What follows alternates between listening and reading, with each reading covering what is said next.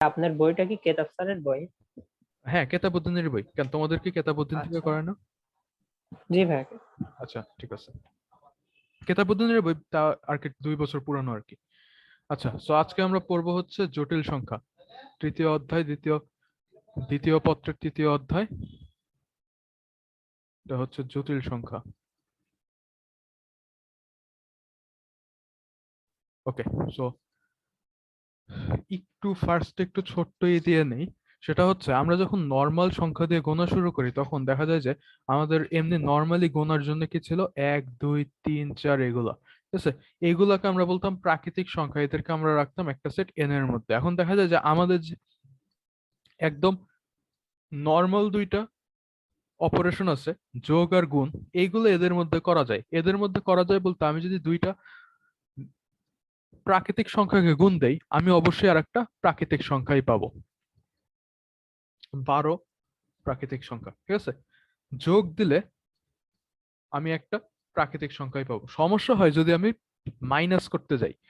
4 - 3 1 আসবে একটা প্রাকৃতিক সংখ্যা, কিন্তু 3 - 4 করতে গেলে আমরা দেখি যে এমন কোনো প্রাকৃতিক সংখ্যা নাই যেটা হচ্ছে 3 3 - 4 হয়। তখন আমরা যেটা করি, প্রাকৃতিক সংখ্যার সেট দিয়ে আমাদের আর কাজ চলে না, আমাদের বিয়োগের কাজ সবগুলো হয় না। এই কারণে আমরা জিরো আর ঋণাত্মক সংখ্যা হচ্ছে নিয়ে আসি। জিরো আর ঋণাত্মক সংখ্যা, ঋণাত্মক পূর্ণ সংখ্যা নিয়ে আমরা আরেকটু বৃহত্তর একটা সেট গঠন করি।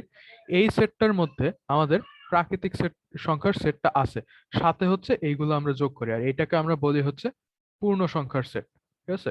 পূর্ণ সংখ্যার সেট, আচ্ছা, বা ইংলিশে বলে ইন্টিজার্স। এখন তো ইন্টিজার্স নিয়ে যদি তুমি কাজ করো, তুমি দেখবে এটাতে যোগ, দুইটা ইন্টিজার যোগ করলে, দুইটা ইন্টিজার এ বি যোগ করলে তুমি অবশ্যই আরেকটা ইন্টিজার পাবা। দুইটা ইন্টিজার এ বি বিয়োগ করলে তুমি অবশ্যই আরেকটা ইন্টিজার পাবা। দুইটা ইন্টিজার এ বি গুণ করলে তুমি অবশ্যই আরেকটা ইন্টিজার পাবা। এখানে আমরা ধরে নিচ্ছি যে মাইনাসে মাইনাসে প্লাস হয়, প্লাসে মাইনাসে মাইনাস হয়, আর হচ্ছে তোমার প্লাসে প্লাসে প্লাস হয়, ঠিক আছে, মানে গুণের ক্ষেত্রে। এটা আমরা এখানে যদি ধরে নিই তাহলে দেখবো যে আমাদের দুইটা ইন্টিজার গুণ করলেও আমরা আরেকটা ইন্টিজারই পাচ্ছি। ঝামেলা বাধে হচ্ছে ডিভিশন করতে গেলে। আমরা যদি দেখা যায় যে ধরো 4কে ভাগ দিলাম -2 দিয়ে, তাহলে আমি পাবো -2। এইটা অবশ্যই ইন্টিজারের সেটের মধ্যে পড়ে গেছে। কিন্তু আমি যদি ধরো 3কে ভাগ দিতে চাই 2 দিয়ে, ঠিক আছে, তাইলে এই ভেজালে পড়বো, ঠিক আছে। তাইলে দেখবো যে এই 3/2 যে সংখ্যাটা আছে, অর্থাৎ এমন একটা সংখ্যা যার সাথে যদি আমি 2 গুণ দেই তাহলে 3 পাবো, অর্থাৎ মানে যেটা আমরা ভগ্নাংশ বলতেছি, এই ভগ্নাংশগুলো এখানে নাই। তো তাইলে আমাদের আবার কি করা লাগবে, পূর্ণ সংখ্যার সেটটাকে এটার মধ্যে ভগ্নাংশ অ্যাড করা লাগবে। সো ভগ্নাংশগুলো যদি আমরা এই সেটের মধ্যে ঢুকিয়ে দেই, তাইলে আমরা আরেকটা বড় সেট পাই, যেটার মধ্যে আমাদের 3/2 এই সব রকম ভগ্নাংশ আছে, এবং সাথে হচ্ছে আমাদের এই পূর্ণ সংখ্যার সেটটাও আছে, ঠিক আছে। এই দুইটা সেটের একটা বৃহত্তর সেট, এই সেটটাকে আমরা বলি হচ্ছে আমাদের, আমার এটাকে জানি কি বলে, মূলদ সংখ্যা। মূলদ সংখ্যা ইংলিশে বলে রেশনাল, আর বাংলায় বলে হচ্ছে মূলদ সংখ্যা, রেশনাল নাম্বারস। সো রেশনাল নাম্বারের সংজ্ঞা কি? রেশনাল নাম্বার হচ্ছে এমন সব সংখ্যা যাদেরকে p/q ফরম্যাটে প্রকাশ করা যায়, যেখানে p আর q দোনোজনই হচ্ছে আমার পূর্ণ সংখ্যা। সো এদের মধ্যে আমার 3/2ও পড়তেছে, আবার সকল পূর্ণ সংখ্যাও পড়তেছে, যার কারণ যে কোনো পূর্ণ সংখ্যাকে আমি এভাবে লিখতে পারি, ঠিক আছে। ওকে, সো এই গেল হচ্ছে আমাদের বাস্তব সংখ্যা থেকে পূর্ণ সংখ্যা, পূর্ণ সংখ্যা থেকে মূলদ সংখ্যার তৈরি করলাম। আচ্ছা, এই পর্যন্ত আসার পরে, তো এরপরে এইটুক পর্যন্ত আমরা হচ্ছে গ্রিকদের সময় পর্যন্ত এইটুক সংখ্যা পর্যন্ত জানা ছিল। কিন্তু গ্রিকরা ভাবতো যে মূলদ সংখ্যাই শেষ, ঠিক আছে, এরপরে আর কোনো সংখ্যা নাই। কিন্তু দেখা গেল যে মূলদ সংখ্যা দিয়ে আসলে হয় না, ঠিক আছে। যেরকম আমরা যদি একটা ত্রিভুজ নেই, যে সমকোণী ত্রিভুজ নেই যার দুইটা সাইডে হচ্ছে আমার 1 করে, তাহলে এটার অতিভুজ আসবে হচ্ছে √2, ঠিক আছে। এই √2 কোনো মূলদ সংখ্যা না, √2 অমূলদ সংখ্যা, যেটার প্রমাণ হচ্ছে তোমরা অলরেডি করে আসছো, সো এটার আমি আলাদা করে করবো না। তোমাদের প্রথম অধ্যায় যদি থাকতো সিলেবাসে, তাহলে এটাও আমরা আলাদা করে প্রমাণ করতাম, ঠিক আছে। ওই যে ইকুয়াল টু p/q ধরে নিয়ে ফাইনালি দেখা যায় যে একটা কন্ট্রাডিকশন আসে, ঠিক আছে। সো আমরা ওইখানে বলতে পারি যে √2 কখনো p/q ফরম্যাটে লেখা যায় না। যেহেতু √2 কখনোই p/q ফরম্যাটে লেখা যায় না, তার মানে √2 একটা মূলদ সংখ্যা না, √2 মূলদ সংখ্যার সেটের মধ্যে পড়ে না। তার মানে কিছু সংখ্যা আছে যারা অমূলদ। এই অমূলদ সংখ্যার সেট মূলদ সংখ্যার সেটের চাইতে অনেক বড়। তো এই অমূলদ সংখ্যা আর মূলদ সংখ্যা সবাইকে একসাথে নিয়ে দেখা গেল যে আমরা একটা সরল রেখাকে পুরোপুরিভাবে ভরে ফেলতে পারি, ঠিক আছে। সো এই মূলদ সংখ্যা এবং অমূলদ সংখ্যার সেটকে নিয়ে আমরা বাস্তব সংখ্যার সেটটা গঠন করি। আমাদের এই দ্বিতীয় পত্রের চ্যাপ্টার 1-এ বেসিক্যালি এখন পর্যন্ত যেটুকু বললাম এইটুকু হিস্টোরি আর কি দেওয়া ছিল। জটিল সংখ্যা শুরু হয় হচ্ছে এটার পর থেকে। আচ্ছা, এই কথাটা আমি করে বলি নাই, সেটা হচ্ছে বাস্তব সংখ্যাকে তাইলে আমরা একটা সরল রেখা দিয়ে প্রকাশ করতে পারি। একটা সরল রেখার উপর যত বিন্দু আছে সবগুলো বিন্দুর সাথে আমরা একটা বাস্তব সংখ্যাকে মানে কি বলবো একটা বাস্তব সংখ্যা দিয়ে ডিনোট করতে পারি, ঠিক আছে। যেরকম 1 আর 2 এর মাঝখানে কোনো একটা জায়গায় √2 থাকবে। আচ্ছা গেল। এরপরে হচ্ছে পরে যেন কি বলবো, হ্যাঁ, এরপরে হচ্ছে বাস্তব সংখ্যার কাহিনী শেষ। বাস্তব সংখ্যা মোটামুটি বেশ পুরাণ যুগের মধ্যেই চলে আসছিল। গ্রিকদের কথা বলছিলাম, গ্রিকরা প্রথমে অমূলদ সংখ্যা মেনে নেয়নি, পরে মেনে নিছে। তো এরপরে আসে হচ্ছে জটিল সংখ্যায়। জটিল সংখ্যা আসতে একটু টাইম লাগছে, ঠিক আছে। এখন অনেকে হয়তো বলবে যে জটিল সংখ্যা জিনিসটা আসছে হচ্ছে x² + 1 = 0 এইটার রুট খুঁজতে বের করে, ঠিক আছে। কারণ এমন কোনো বাস্তব সংখ্যা নাই যেটাকে তুমি যদি বর্গ করো তাহলে এটা যদি ঠিক করে লিখি x² = -1, ঠিক আছে। এখন এমন কোনো বাস্তব সংখ্যা নাই যেটাকে বর্গ করলে একটা ঋণাত্মক সংখ্যা পাবো, ঠিক আছে। যে কোনো বাস্তব সংখ্যায় তুমি যদি বর্গ করো তাহলে অবশ্যই অবশ্যই আমি একটা পজিটিভ সংখ্যাই পাবো। তুমি -5 কে বর্গ করলে 25 পাবা, তুমি যদি +5 কে বর্গ করো তাইলেও 25 পাবা। এখন তাইলে অ্যাকচুয়ালি জটিল সংখ্যা এইভাবে আসে নাই, ঠিক আছে।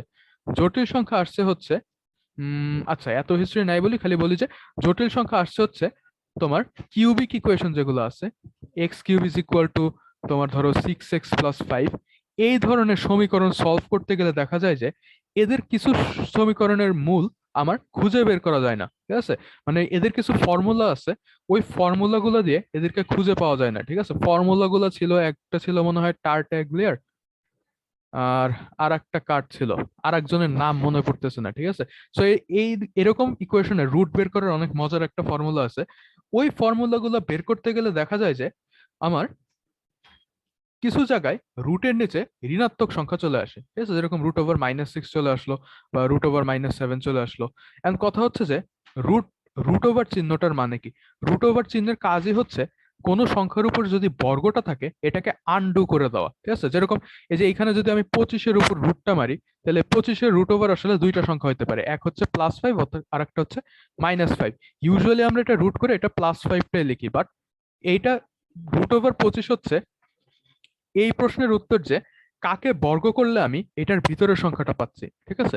সো √/-6 √/-7 এইরকম জিনিসগুলো আসলে আমরা যখন বাস্তব সংখ্যা নিয়ে চিন্তা করি তখন মিনিংলেস, ঠিক আছে। কারণ যে কোনো বাস্তব সংখ্যাই আসলে বর্গ করলে কখনো ঋণাত্মক সংখ্যা আসে না, ঠিক আছে।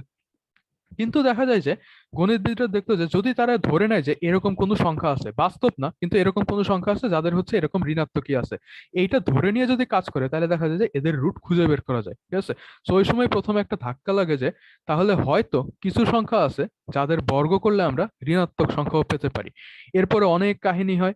তো মানে ঋণাত্মক কোনো সংখ্যাকে বর্গ করলে ঋণাত্মক হতে পারে এটা মানুষজন মেনে নিতে চায় না ফার্স্টে, ঠিক আছে। কিন্তু এইটা মেনে নেয় আলটিমেটলি যখন দেখা যায় যে আমরা এই সংখ্যাগুলোকে একটা 2D ক্ষেত্রতে প্রকাশ করতে পারি। এটা একটু পরেই আমরা পড়বো, ঠিক আছে। সো 2D ক্ষেত্রতে প্রকাশ করতে পারি। সো তখন হচ্ছে আস্তে ধীরে এটাকে মেনে নেওয়া শুরু হয়। আমরা এখন আস্তে ধীরে এই নেগেটিভ নাম্বারের রুটটা নিয়ে স্টার্ট করব। আচ্ছা, সো এই গেল মোটামুটি হিস্টোরি। তো এখন হচ্ছে নেগেটিভ নাম্বারের রুটটা নিয়ে কথা বলি। সো জটিল সংখ্যার স্টার্টই আসে হচ্ছে এই রুটের নিচে ঋণাত্মক সংখ্যা, ঠিক আছে। সো মানুষজন দেখলো যে রুটের নিচে যে ঋণাত্মক সংখ্যা আছে আমরা চাইলে এটাকে একটু ভেঙে দিতে পারি। আমরা চাইলে বলতে পারি যে সমস্যা হচ্ছে এই পুরো ঋণাত্মক সংখ্যাটা না, বরং সমস্যা হচ্ছে √/-1টা। বাকিটুককে আমরা আলাদা করে এইভাবে লিখতে পারি, কিন্তু এই √/-1টাই সমস্যা। সো মানুষ যেটা করলো এই √/-1টাকে ওরা একটা আলাদা সংখ্যার নাম দিল, এটাকে বললো হচ্ছে আই। আর আই কে ওরা বললো কাল্পনিক কাল্পনিক একক। কাল্পনিক একক, ঠিক আছে। আচ্ছা, যদি আমাদের যথেষ্ট টাইম থাকতো আমি তাহলে পুরো হিস্টোরিটা ঠিক মতো আর কি দেখাতাম, মানে এটা কিভাবে আসে, ওই কিউবিক থেকে কিভাবে আসে, ওটা বেশ ইন্টারেস্টিং, ঠিক আছে। আমি না হয় পরে তোমাদেরকে লিঙ্ক দিয়ে দেবো যে এখানে পাওয়া যাবে এটার হিস্টোরিটা। আচ্ছা যাই হোক, তো কাল্পনিক এককে ফেরত আসি। সো মানুষ সমস্যাটাকে আলাদা করে দেখতো যে জাস্ট এই √-1টাই হচ্ছে সমস্যা। এই যে কোনো ঋণাত্মক সংখ্যাকে আমরা তাহলে √1টাকে -1টাকে ভেঙে বাকিটুকুকে আলাদা করে ফেলতে পারি, ঠিক আছে। যেরকম √17 দিলে আমরা এটাকে √-1 ইন্টু √17 লিখতে পারি। এখন √17 নিয়ে তো কোনো সমস্যা নেই, এটা তো একটা বাস্তব সংখ্যাই। সমস্যা হচ্ছে এইটা নিয়ে।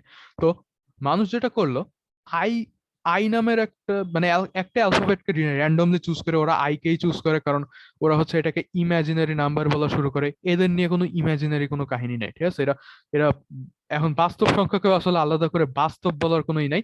ইমাজিনারি সংখ্যাও বা এরকম মানে এই, এটা হয়তো প্রথম দেখতেছো দেখে একটু অদ্ভুত লাগতেছে, বাট এইগুলোর অনেক ইউজ আছে, ঠিক আছে। তোমার বিজ্ঞানে বা যে কোনো প্রকৃতিক জগতেও এদের অনেক ইউজ আছে, ঠিক আছে। তো এদেরকে ওই সময় মনে হইতো যে এদের কোনো ইউজ নাই, এদের হয়তো জাস্ট আমরা কিছু ইকুয়েশন সলভ করার জন্য নিয়ে আসতেছি, বাট পরে দেখা যায় যে এদের কোনো ইউজের অভাব নাই, ঠিক আছে। ইনফ্যাক্ট এদের ইউজ অনেক কিছুই সহজ করে দেয়। আচ্ছা সে যাই হোক, সো যেটা বলতেছি যে এদের ইমাজিনারি নামকরণ করার আলাদা কোনো নাই, মানে এটা নামটা করে গেছে দেখে এখনো আছে, তো আমরাও এখন ওদের নামটা বলে এটাকে কাল্পনিক বলতেছি, বাট এটার মধ্যে কল্পনার কিছু নাই। আচ্ছা, সো এটাকে যদি আমরা বোথ সাইডকে স্কোয়ার করি তাহলে পাই i² = -1। জটিল সংখ্যার সবকিছুই i² = -1 কে নিয়ে ঘিরে। আচ্ছা, এখন তাহলে দেখি একটা জটিল সংখ্যাকে আমরা কিভাবে প্রকাশ করি। যে কোনো সংখ্যার, ধরো একটা বাস্তব সংখ্যা লিখি 5, ঠিক আছে। এখন এই 5 এর সাথে ধরো যদি আমি 6 ইন্টু √-i যোগ করি, তাইলে এই সংখ্যাটা এখন একটা জটিল সংখ্যা হয়ে গেছে। সো জটিল সংখ্যার বেসিক্যালি দুইটা পার্ট আছে। একটা পার্ট হচ্ছে এই পার্টটাকে আমরা বলি কমপ্লিটলি বাস্তব পার্ট, ঠিক আছে। আর এই পার্টটাকে আমরা বলি হচ্ছে কাল্পনিক পার্ট।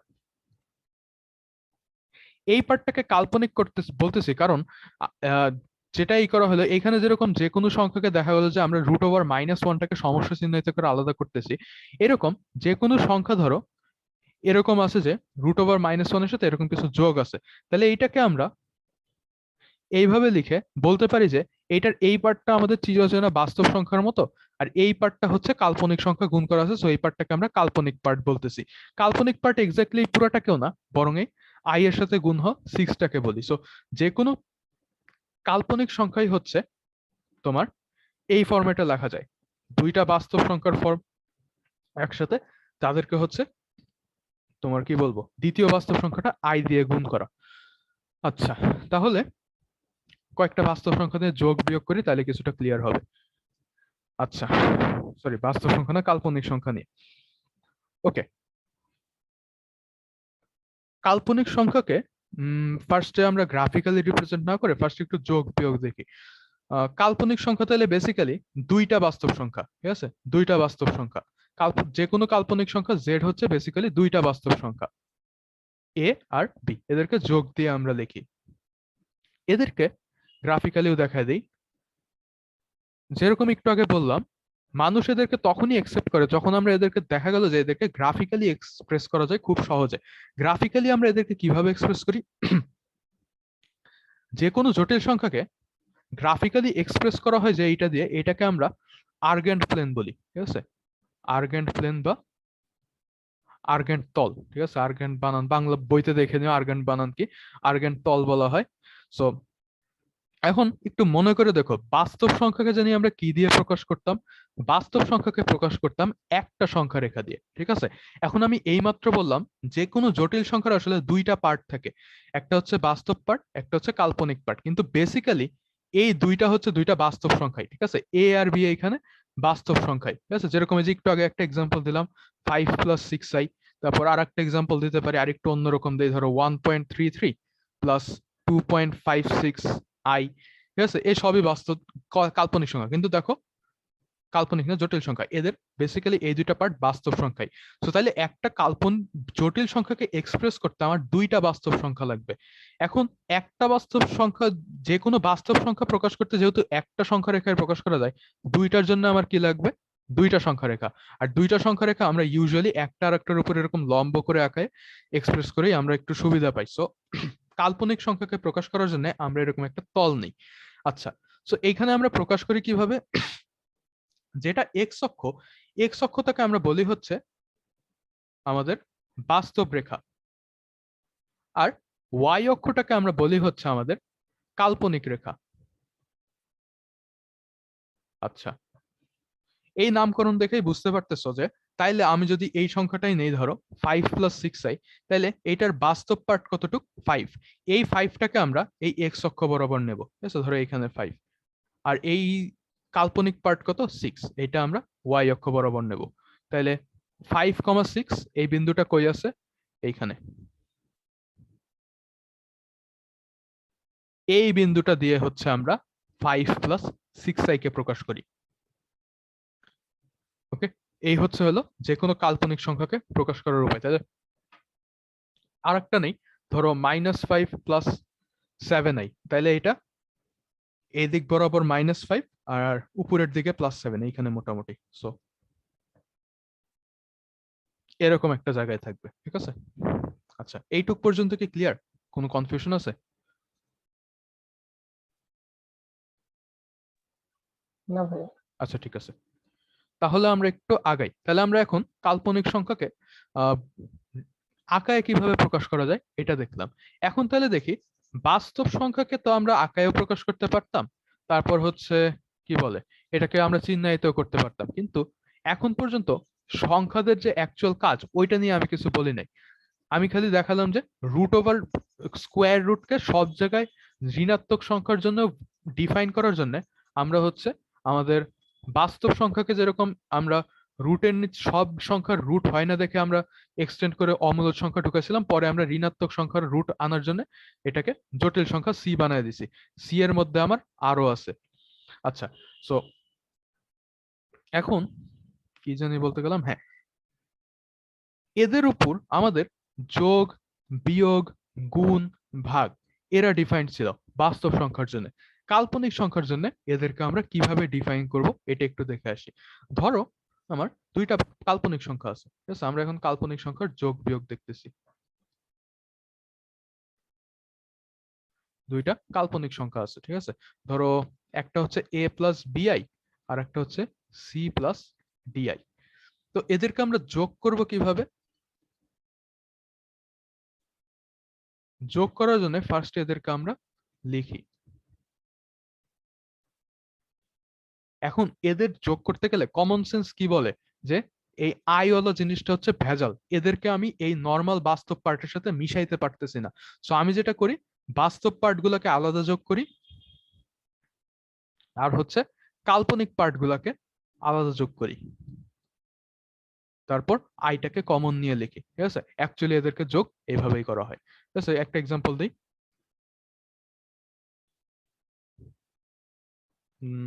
ধরো 3 - 2i, এদেরকে যোগ করলে বাস্তব পার্ট গুলোকে আমরা যোগ করব 8, আর কাল্পনিক পার্ট গুলোকে আমরা যোগ করব 8। আচ্ছা, বিয়োগের ক্ষেত্রে কি হবে? বিয়োগেরটা মনে হয় না আর বলতে হবে, ঠিক আছে? আমি একেবারে লিখে দেই, a+bi আর c+di এদেরকে যদি আমরা বিয়োগ করি, a-c+b-d * i। আচ্ছা, এইবার আসে হলো গুণ করলে কি হবে। গুণ করতে গেলে সবকিছু আগের মতোই থাকবে, ঠিক আছে? আমরা গুণের সময় যেরকম করি, বাস্তব সংখ্যার জন্য কি হয়, a * b = b * a, তারপর a * b + c = ab + ac, এইগুলো যেভাবে ইউজ করতাম এখন এই জায়গায় আমরা ওইগুলো ইউজ করব, ঠিক আছে? সো a+bi * c+di, এইটা গুণ করার সময় আমরা হচ্ছে ধরে নেব যে আমাদের যে নতুন একটা সংখ্যা তৈরি করছি এদের জন্য এই ল গুলা খাটে, বিনিময় সূত্র, তারপর হচ্ছে এরকম এটাকে জানি কি বলে, বন্টন সূত্র, এগুলা খাটে। যেহেতু এগুলা খাটে তাই আমি কি বলতে পারি, এই এ দিয়ে ফার্স্ট এটাকে গুণ দিতে পারি, তারপর হচ্ছে বিআই দিয়ে এই পুরোটাকে গুণ দিতে পারি। আচ্ছা, এখন এ দিয়ে যদি এটাকে গুণ দেই, এসি প্লাস এডিআই, বিআই দিয়ে যদি এটাকে গুণ দেই, BCI plus BD I square, ঠিক আছে? এইখানে হলো আসল এটা। আই স্কোয়ারের পরিচয় জানি কি ছিল, আই কি ধরছিলাম আমরা, √(-1), তাহলে আই স্কোয়ার কি, -1, তাহলে এইখানে আমরা আই স্কোয়ারটাকে -1 বসিয়ে দেব। যদি এখানে -1 বসিয়ে দিই তাহলে এটা কি দাঁড়ায়, এটা হচ্ছে আমার মাইনাস বিডি হয়ে যায়, ঠিক আছে? তাহলে এসি মাইনাস বিডি এই পুরাটা আমার কি হয়ে গেছে, এই পুরাটা হয়ে গেছে আমার বাস্তব। আর বাকি যতটুকুর সাথে আমার আইটা যোগ আছে বিসি প্লাস এডি, এইটুক হয়ে গেছে আমার কাল্পনিক। এই আচ্ছা গেল। তাহলে এখন আমি একটা গুণও করে দেখাই। ধরো 5 + 6i বারবার লিখতেছি, 5 + 6i ইন্টু 2 - 3i দেই। আচ্ছা এদেরকে গুণ করলে তাহলে কি করব, 5 × 2 হচ্ছে হলো আমার 10, 5 × 2 = 10, 5 - 3i হচ্ছে -15i, 6 আর এটা মিলে হচ্ছে +12i, আর 6 আর এটা মিলে হচ্ছে -18i²। আচ্ছা -18i² তাহলে i² কত, -1, -1 × -18 হচ্ছে +18, তাহলে 10 আর +18টাকে আমি এইখানে লিখলাম, আর এই দুইটা মিলে হয়ে যাচ্ছে আমার -3i, তাহলে বেসিক্যালি এটা হচ্ছে 28 - 3i। এই আচ্ছা এইটা গেল। এরপর আসি হলো দুইটা কাল্পনিক সংখ্যাকে আমরা ভাগ করব কিভাবে। আচ্ছা ভাগ করার ক্ষেত্রে আমার ভাগ করার ক্ষেত্রে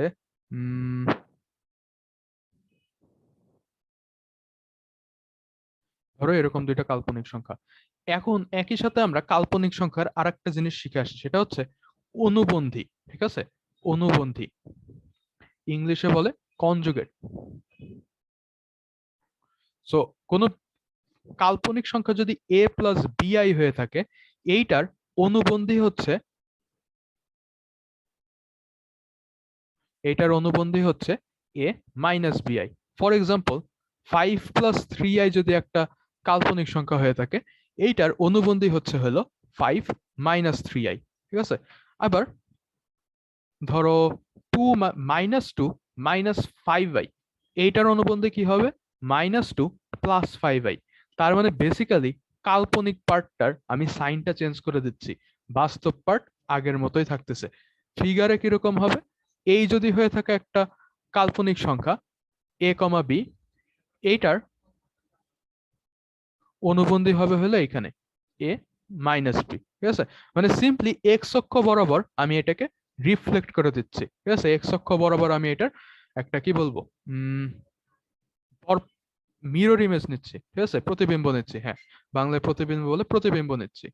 আচ্ছা এখন তাহলে আসি, এইটা আমি হঠাৎ করে কেন শিখালাম। এটা শেখানোর কারণ হচ্ছে আমরা দুইটা কাল্পনিক সংখ্যাকে গুণ করতে পারি, বাট ভাগ করার সময় যেটা সমস্যা হবে এই নিচে কাল্পনিক সংখ্যাটা থাকাটা, ঠিক আছে? এখন আমি এই অনুবন্ধী জিনিসটাকে আলাদা করে ডিফাইন কেন করা হয়েছে এইটা একটু এখানে দেখায় দেই।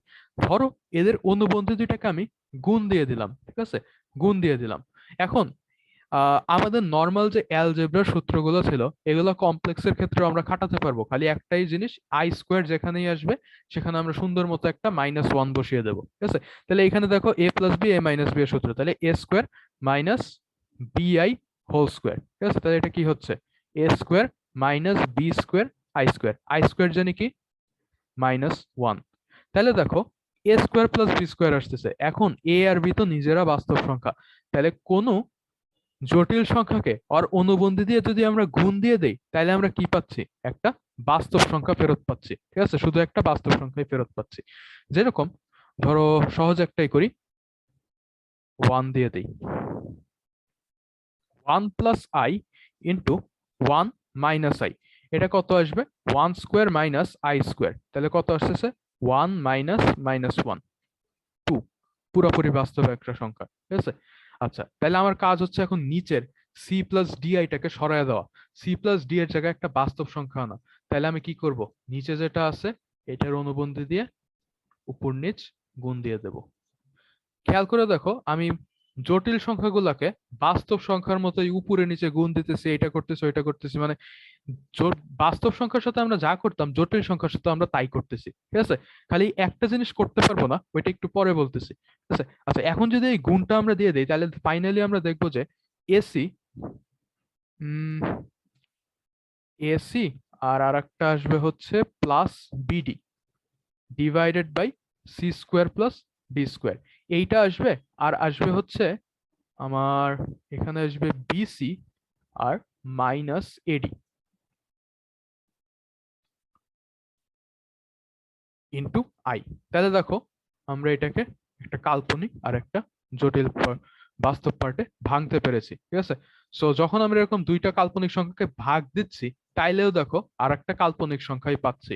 সো একটু আগে যেরকম আমরা দেখছিলাম যে আমাদের প্রাকৃতিক সংখ্যা বিয়োগ করতে গেলে হয় না, পূর্ণ সংখ্যা ভাগ করতে গেলে হয় না, বা কাল্পনিক সংখ্যার ক্ষেত্রে আমরা দেখতেছি যে যোগ বিয়োগ গুণ ভাগ যেটাই করি না কেন আমরা আর একটা কাল্পনিক সংখ্যাই ফেরত পাচ্ছি, ঠিক আছে। সো এই দিক থেকে কাল্পনিক সংখ্যার কোনো সমস্যা নাই।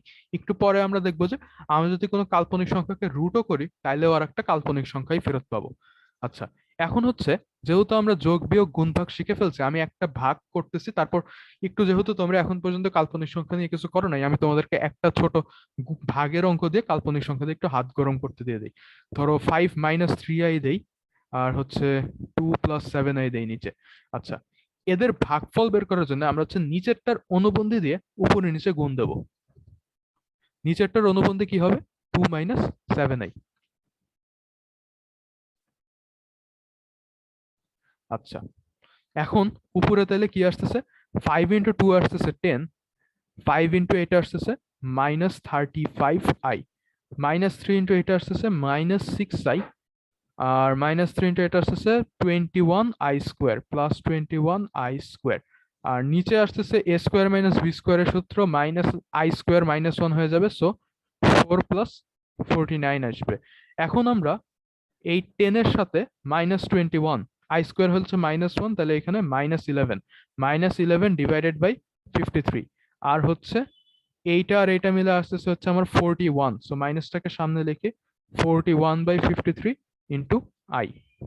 এই হলো আমার এই দুইটার ভাগফল। এইটুক পর্যন্ত কি বুঝতে পারলে?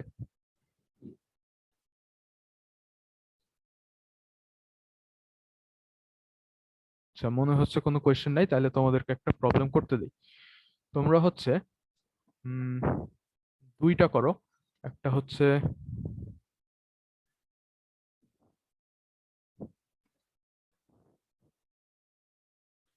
আর একটা হচ্ছে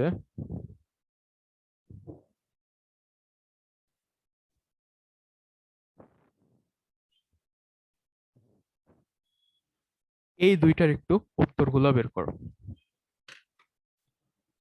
আবার বলে দিচ্ছি, i² যেখানেই দেখবা সেখানে -1 বসিয়ে দেবা, আর বাকি সবকিছু হচ্ছে তোমাদের নর্মাল বাস্তব সংখ্যার মতোই করে যাবা। আচ্ছা, করে দেখো তো আনসারটা কত আসতেছে।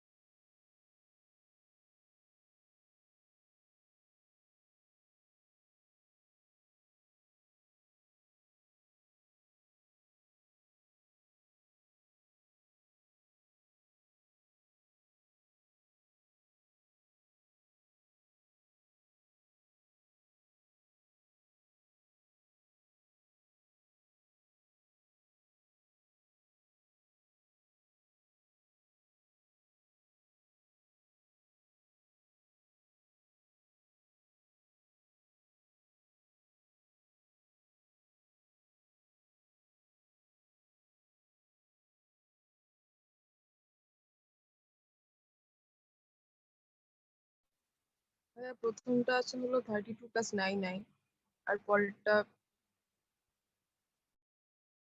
আচ্ছা, প্রথমটা আসতেছে হচ্ছে 32 + 9i। আচ্ছা, আর পরেরটা করো, করে দেখো কত আসে। পরেরটা আছে হলো -i -24/90। মাইনাস মাইনাস কত? I minus 24. The imaginary unit by I. এরকম? তার নিচে হলো 19. নিচে তো 19 আসার কথা না। 4 স্কোয়ার প্লাস 3 স্কোয়ার কত আসবে? 25 আসবে না? এটা 3 কিন্তু 4 আর 3। আচ্ছা এটা আমি একটু করে দেখি। নিচে 19 তো আসার কথা না। দেখো এটাতে, আচ্ছা এটা আগে ভেরিফাই করে নেই। 2 এটা হচ্ছে 14, আর এরা দুইজন মিলে হচ্ছে হইলো 18, 14 আর 18, এটা ঠিক আছে। এটা মিলে হচ্ছে 21 আর 12, হ্যাঁ এটা ঠিক আছে।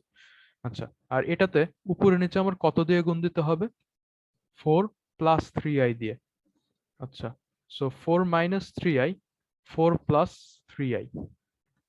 তাইলে উপরে হচ্ছে -12, তারপর হচ্ছে এটা গুণ হইলে +12i², আর হচ্ছে এটা গুণ হইলে -9i, এটা গুণ হইলে +16i, আর নিচে হচ্ছে 16 প্লাস 9, তাহলে -24/25, আর হচ্ছে এখানে +7/25i। নিচে 19 হবে না, ঠিক আছে? নিচে 19 হবে না। দেখো তো বাকিদের কি মিলছে?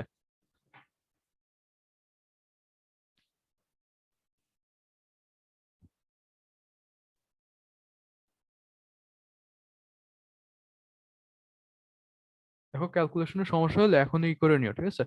এখনই কনফিউশন থাকলে এটা ক্লিয়ার করে নিও, পরে হচ্ছে আগাবো। আচ্ছা, ফার্স্টটা মিলছে, সেকেন্ডটা মিলে নাই। দেখো তো ক্যালকুলেশনে তোমাদের কোন পার্টটায় সমস্যা হচ্ছে।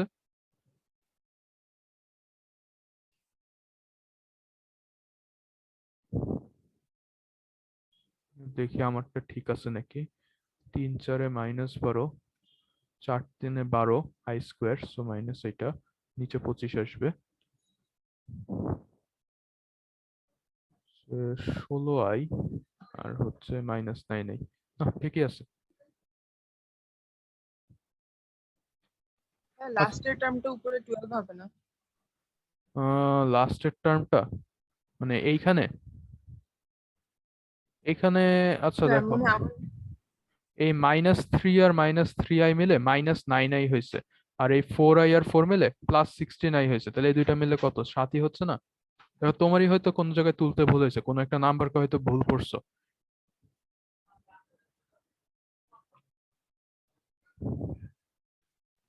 যে আমারই ভুল হয়েছিল। আচ্ছা ঠিক আছে, তাহলে আমরা এটা নিয়ে বেসিক কিছু ক্যালকুলেশন করলাম, তাহলে আমাদের এখন আর এটা নিয়ে খুব একটা সমস্যা হওয়ার কথা না, ঠিক আছে? এবার আমরা জিওমেট্রিটার দিকে আবার একটু ব্যাক করি, ঠিক আছে? আচ্ছা, এখনো কি কারো কোনো কোয়েশ্চেন আছে এগুলো নিয়ে? আর একটা কি করবা নাকি আগাবো?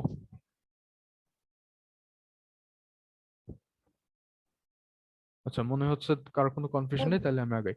কিছু বলবা? না ভাই। আচ্ছা ঠিক আছে। আচ্ছা, আমরা এখন আবার কমপ্লেক্স নাম্বারের বা জটিল সংখ্যার জিওমেট্রিটা একটু ব্যাক করি, ঠিক আছে? জিওমেট্রিটা একটু ব্যাক করি। এখানে একসাথে এখন আমরা অনেক কিছু শিখবো। সো জিওমেট্রিটা বলতে আমরা আবার আমাদের এই আর্গেন্ট প্লেনে ব্যাক করি। বাই দ্য ওয়ে, আর্গেন্ট প্লেনটা আর্গেন্টের নামে হলেও আসলে প্রথমে আর্গেন্ট বের করে নেই। এটা প্রথম ইউজ করে মোস্ট প্রবাবলি ক্যাসপার ওয়েসেল নামের একজন, ঠিক আছে? কিন্তু আর্গেন্ট হলো এটাকে পপুলারাইজ করে, মানে ওনার ইউজটা আর কি বেশি প্রচার পায়, যে কারণে বেসিক্যালি ওনার নামেই হয়ে গেছে। এটাকে এই কারণে অনেকে আর্গেন্ট, আর গাউসও এটার কিছুটাই করে। সো এটাকে আর্গেন্ট প্লেন, গাউসিয়ান প্লেন, আর ছোট করে এটা যদিও কম করে বলা হয় ক্যাসপার ওয়েসেল প্লেন। আমার এটা বারবার নড়ে যায় কেন? Caspar Wessel plane. আচ্ছা, সো এখন তো আমাদের এই আর্গেন্ট প্লেন, বইতে আর্গেন্ট প্লেন বলে, আমরা আর্গেন্ট প্লেনই বলবো এইটায়। যে কোনো একটা জটিল সংখ্যাকে, আচ্ছা এইটার আর 2 মিনিট আছে, আমি নতুন একটা থিওরি শুরু করতেছি, তো এর একটানে শেষ না করলে খারাপ লাগবে। আমি এটা এন্ড করে দিয়ে আর একটা মিটিং এ অন করি, ওইটাই ভালো হয়।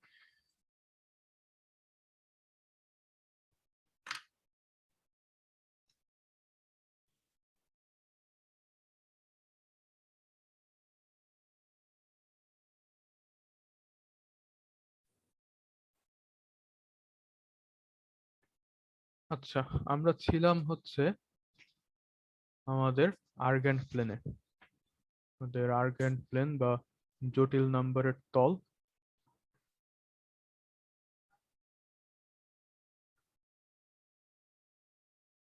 ওকে, সো ধরো আমাদের আর্গেন্ট প্লেনে কোনো একটা জটিল সংখ্যা আছে z is equal to x plus I y. তাহলে ধরো যে এক্স হচ্ছে এখান থেকে এইটুক দূরত্ব দূরে আর ওয়াই হচ্ছে এইটুক দূরত্ব দূরে, তাহলে এক্স প্লাস আই ওয়াই হচ্ছে এইখানে, ঠিক আছে?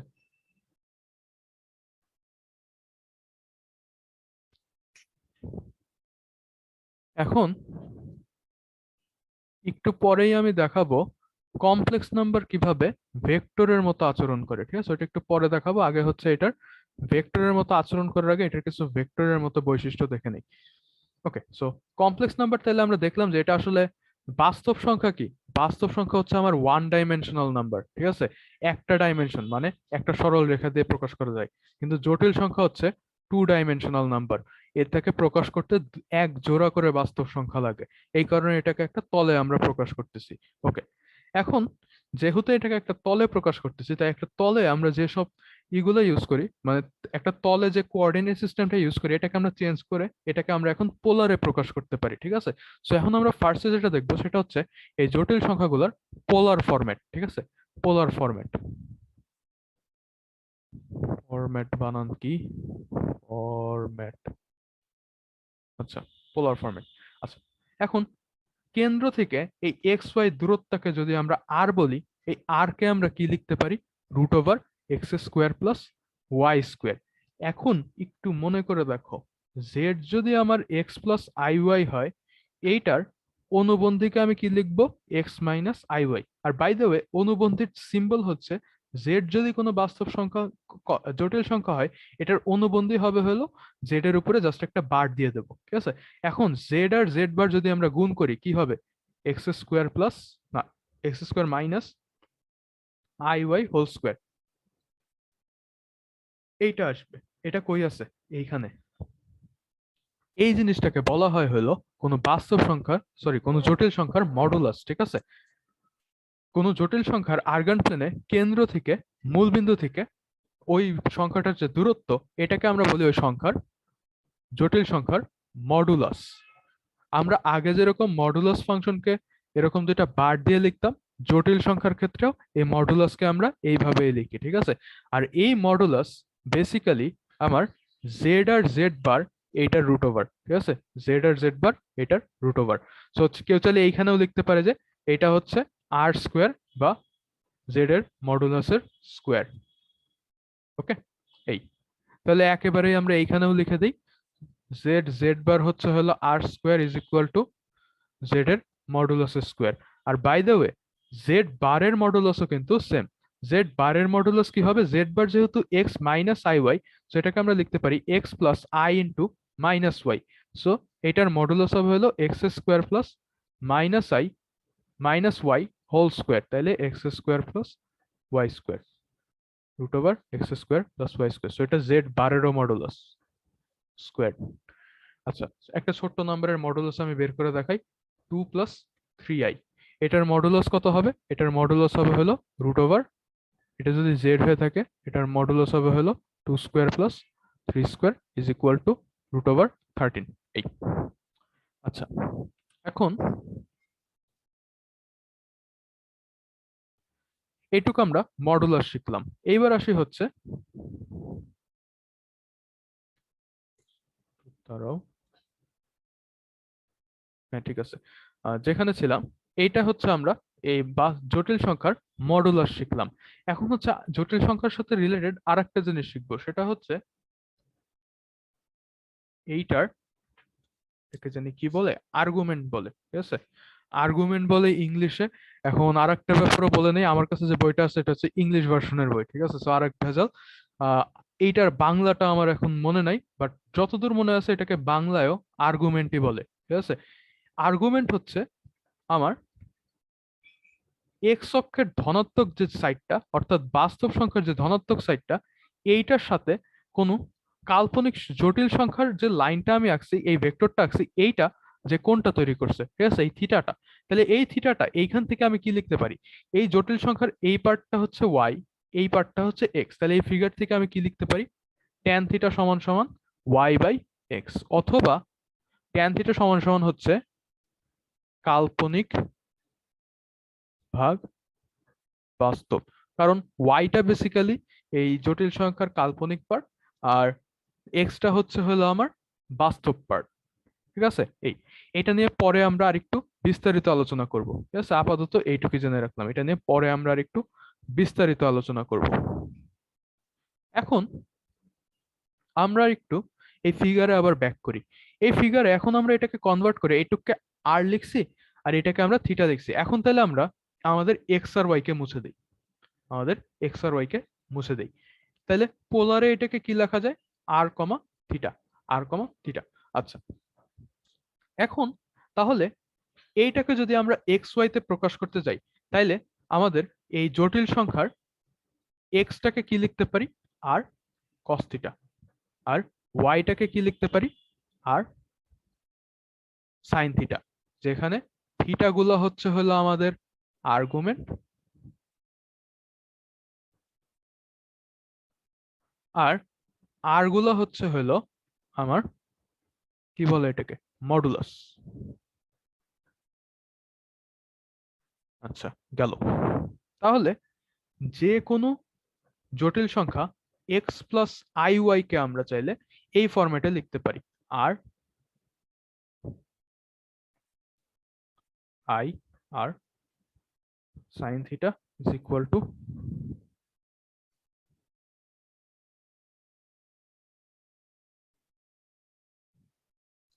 এই ফরম্যাটটা আমার যে কোনো জটিল সংখ্যাকে গুণ করার ক্ষেত্রে অনেক হেল্পফুল। ঠিক আছে, আচ্ছা এখন এটাকে অর্ডার করবো কিভাবে বুঝতেছি না, এইটার পরেই আমি দেখাই দিই। ঠিক আছে, এখন হলো এই জিনিসটাকে যে লিখছি এটাকে সিম্পলিফাই করার একটা অনেক সুন্দর উপায় দেখাবো। সেটা হচ্ছে, সেটা করার জন্য অল্প একটু ক্যালকুলাস লাগবে। ধরো কোনো একটা আমার জটিল সংখ্যা আছে z is equal to x plus I Y. ঠিক আছে, এটাকে তাহলে আমরা R cos theta plus I R sine theta লিখলাম। ঠিক আছে, এখন ধরো আমরা এই আরটাকে ফিক্স করে দিচ্ছি। ঠিক আছে, আরটাকে ফিক্স করে দিচ্ছি, আর হচ্ছে আমার বাস্তব, কিংবা আরো একটা কাজ করি, আর কে আমরা 1 ধরে ফেলি। ঠিক আছে, তাহলে 1 ধরে ফেললে এটা কি দাঁড়াচ্ছে, কস theta plus I sine theta. আচ্ছা, সো এই হলো আমার জেড। এখন এক কাজ করি, আমরা বোথ সাইডকে ডেরিভেটিভ করি। dz ইজ ইকুয়াল টু এই সাইডে আমার চলককে, এই সাইডে চলক হচ্ছে থিটা, আই তো আর কোনো চলক না, তাহলে কস থিটা ডেরিভেটিভ কি আসবে, কস থিটা ডেরিভেটিভ আসবে মাইনাস সাইন থিটা, আর সাইন থিটা ডেরিভেটিভ আসবে cos theta into D theta. আচ্ছা, এখন দেখো এই পুরোটা থেকে আমরা একটা আই কমন নিতে পারি, কিংবা আরো এক লাইন বাড়ায় লিখলে এই মাইনাস ওয়ানটাকে আমরা কি লিখতে পারি, আই স্কোয়ার। আচ্ছা, লিখলাম আই স্কোয়ার। এখন এই আইটাকে যদি আমরা কমন নিয়ে বের করে নিয়ে আসি, তাইলে দেখো পাচ্ছি আমরা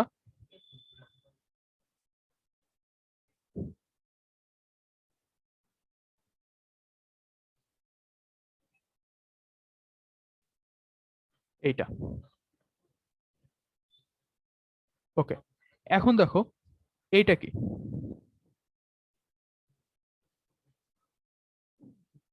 এটাকে কি চিনতে পারতেছো?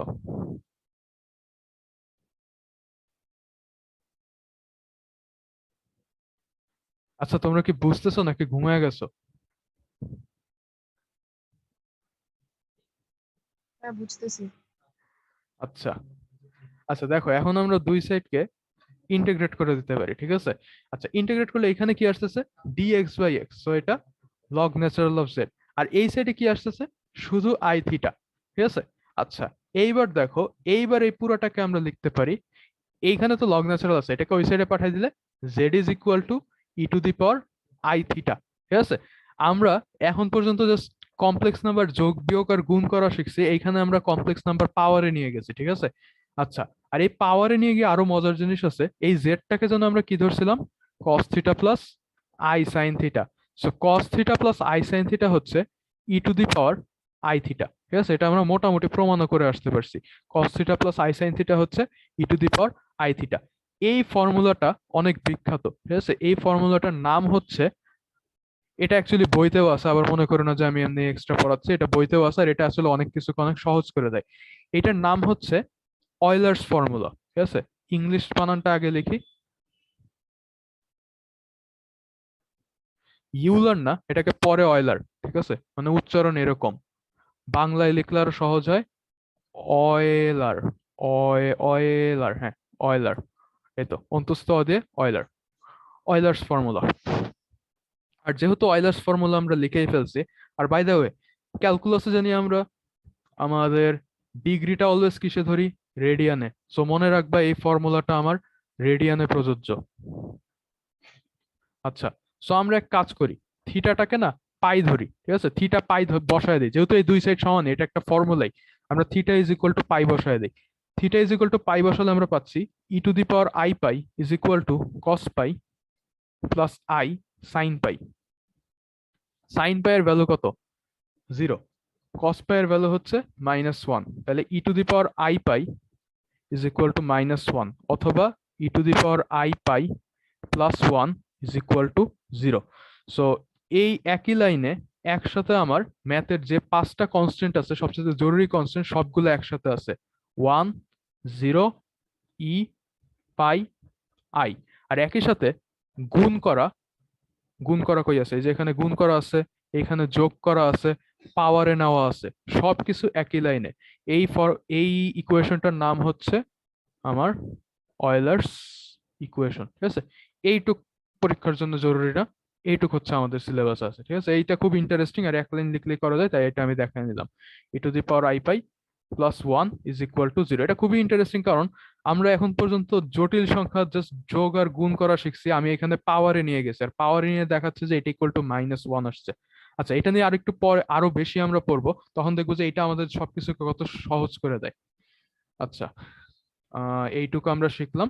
তাহলে আবার আমাদের জটিল সংখ্যার পোলার ফরম্যাটটাই ব্যাক করি। এখন আমরা তো অলরেডি শিখে ফেলছি cos theta plus I sine থিটাকে জানি কি লেখা যায়? E to the power I theta. তাই পোলার ফরম্যাটকে আমরা এরকম দুই উপায়ে লিখতে পারি, এক হচ্ছে আর cos থিটা সাইন থিটাতে, আর হচ্ছে আর ই টু দি পাওয়ার আই থিটাতে। আমরা দুইটাই ইউজ করব আমাদের সামনের অঙ্কগুলাই। আচ্ছা, এইটুক পর্যন্ত আমরা শিখলাম। এরপরে হচ্ছে আমাকে শিখাতে হবে কমপ্লেক্স নাম্বারের যোগ আর বিয়োগ কিভাবে, ভেক্টর যোগ আর বিয়োগের মতো। তারপর ওইটা শেখানোর জন্য আমি আবার এক্সআই ফরম্যাটে ব্যাক করব। তারপর আবার এই এই গুণফল নিয়ে, গুণফল আর বিয়োগ ভাগফল দেখানোর জন্য আবার এইটা নিয়ে কাজ করব। আচ্ছা, তাহলে এখন আমি দেখাবো হচ্ছে কমপ্লেক্স নাম্বারের অ্যাডিশন আর সাবট্রাকশন। আবার দেখব, এবার হচ্ছে আমরা আমাদের আর্গেন্ট প্লেনে দেখব। আচ্ছা, নাম্বার নিয়েই কাজ করি।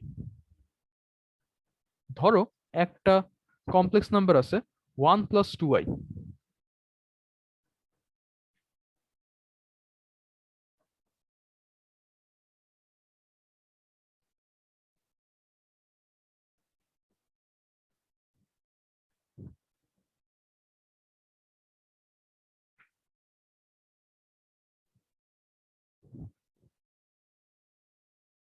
ওয়ান প্লাস টু আই, এটাকে আমি আগেই ভেক্টর দিয়ে দেখাই নিলাম, কারণ একটু পরে দেখবে কিভাবে কমপ্লেক্স নাম্বার ভেক্টরের মতো কাজ করে। আরেকটা নাম্বার ধরো, আম, কত দেওয়া যায়? ধরো 2 + 3i, 2 + 3i, 2, 3।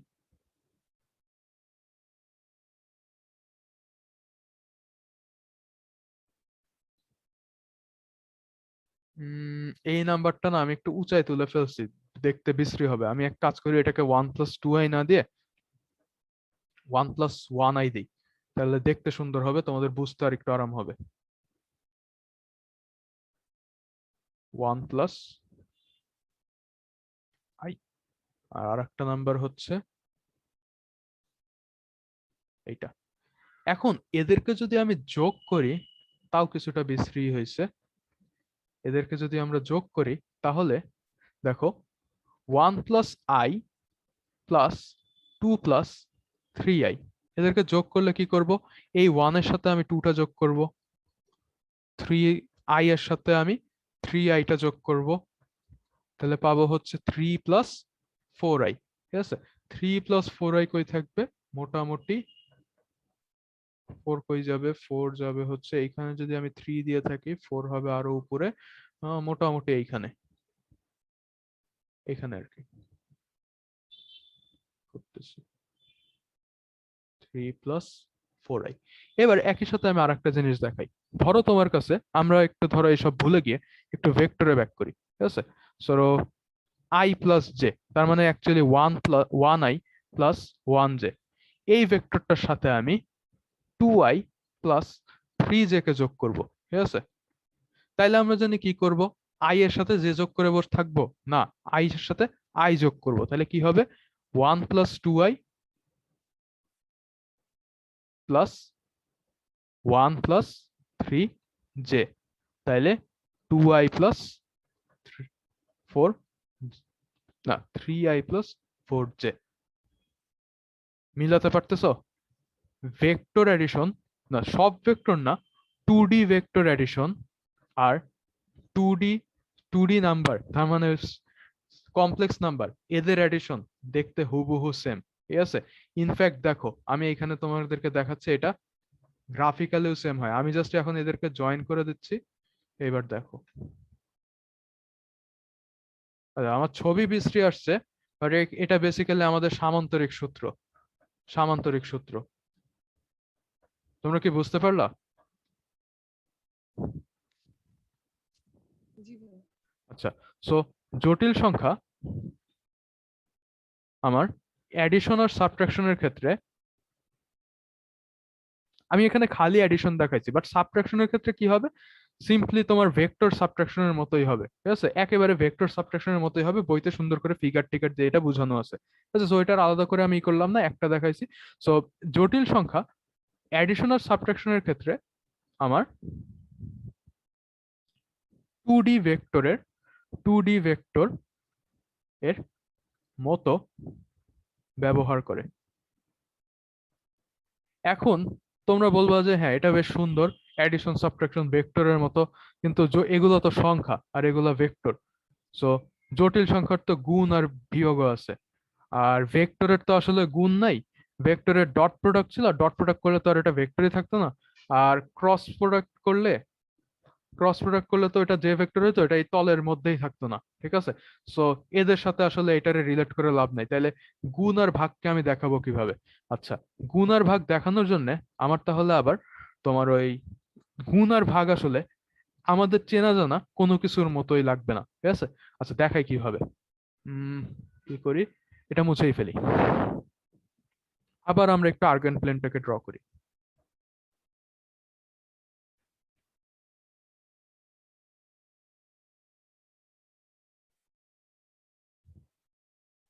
আচ্ছা, এখন ধরো দুইটা সংখ্যা নেই, ঠিক আছে? দুইটা সংখ্যা নেই, এই একটা সংখ্যা, এই একটা সংখ্যা, এটা ধরো z1, এটা ধরো z2। z1 ধরো x1 plus i y1, z2 ধরো x2 প্লাস i 2। এখন z1 z2, এই সংখ্যাটা কি হবে এখান থেকে? x2 minus y1 y2 plus x1 y2 plus x2 y1 i। এখন এইটা লিখে আসলে আমাদের মাথার মধ্যে কিছুই আসবে না, ঠিক আছে? না এটা দেখে জিওমেট্রির কোনো ভাবই আসবে না এর মধ্যে। সো একটু জিওমেট্রি আনার জন্য আমরা যেটা করব, এটাকে আমাদের কার্টেসিয়ান ফরম্যাটে না লিখে পোলারে লিখবো। পোলারে লেখার জন্য আমরা একটু ওদের আর্গুমেন্টটাও দিয়ে দিই। z1 এর আর্গুমেন্ট দেই θ1, z2 এর আর্গুমেন্ট দেই θ2। আচ্ছা, তাহলে ধরো z1 এর অ্যাবসলিউট ভ্যালু হচ্ছে r1, আর z2 এর অ্যাবসলিউট ভ্যালু হচ্ছে r2। তাহলে z1 কে আমি এখন লিখতে পারি r1 cos θ1 plus r2 sin, না না না, কি করতেছি, r1 sin θ1, সামনে একটা i। z2 কে লিখতে পারি r2 cos θ2 plus i r2 sin θ2। এইবার আমরা একটু গুণ দিই, গুণ দিয়ে দেখি কি হয়। z1 z2 এই দুইটাকে আমরা গুণ দিচ্ছি, আমি আর কষ্ট করে দুইটা লিখবো না, এখানে গুণ দেওয়া স্টার্ট করবো। এইটা ইন্টু এইটা, এইটার সাথে এটা গুণ হবে, R1 R2 cos theta 1 cos theta 2। আচ্ছা, ফার্স্টে বলে রাখি পুরাটার মধ্যে খালি R1 R2 হয়ে আসতেই থাকবে আসতে থাকবে। দেখো এটার সাথে এটা গুণ হলে আসবে, এটার সাথে এটা গুণ হলে আসবে, এটার সাথে এটা গুণ হলে আসবে। সো আমি এক কাজ করি, R1 R2 টাকে না কমন নিয়ে এখানে বাইরে রেখে দিই। ঠিক আছে, R1 R2 প্রত্যেকটা গুণফলেই আসবে, R1 R2 আমি কমন নিয়ে বাইরে রেখে দিলাম। আচ্ছা, সো আমি ফার্স্টে এইটা করছি, এবার এইটার সাথে এইটা গুণ দিই, এটার সাথে এটা গুণ দিলে কি আসবে? তাহলে আসবে হচ্ছে I cos theta 1 sin theta 2। আচ্ছা, এবার এইটার সাথে এটাকে গুণ দেই, তাহলে আসবে হচ্ছে I sin theta 1 cos theta 2। Finally এটার সাথে এটা গুণ দিলে I স্কোয়ার মানে মাইনাস, ভুল লিখলাম, sin থিটা 1 sin থিটা 2। আচ্ছা, সো এবার আমি এটাকে একটু গুছায়া লিখি, রিয়েল পার্ট গুলাকে একসাথে লিখি।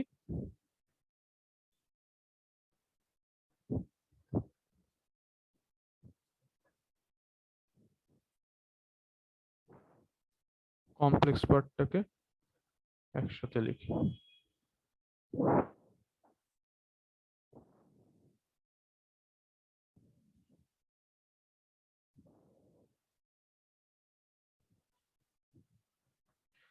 এই ফর্মুলাটাকে দেখো তো চিনতে পারো নাকি?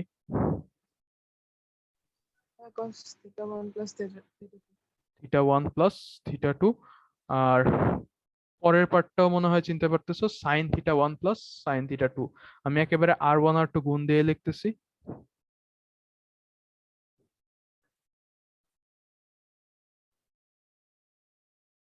আচ্ছা, এখন দুইটা জটিল সংখ্যার গুণফল তো আর একটা জটিল সংখ্যাই হবে, তাই না? সো এই আর একটা জটিল সংখ্যাকেও আমরা আর থিটা ফরম্যাটেই লিখতে পারবো।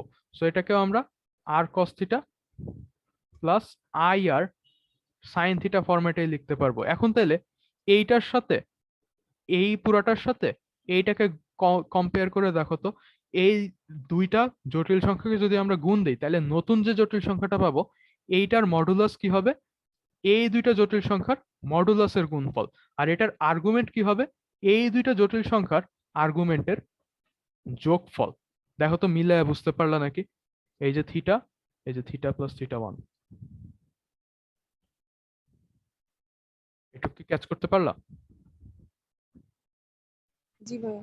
আচ্ছা, তাহলে দুইটা জটিল সংখ্যাকে গুণ করার মানে হচ্ছে বেসিক্যালি আর একটা জটিল সংখ্যা তৈরি করা, যার আর্গুমেন্টটা হবে হচ্ছে এই যে দুইটা জটিল সংখ্যা লিখছি এদের আর্গুমেন্টের যোগফল। সো এই থিটা 2 এর সাথে আমি থিটা 1টা এদিকে আঁকাচ্ছি।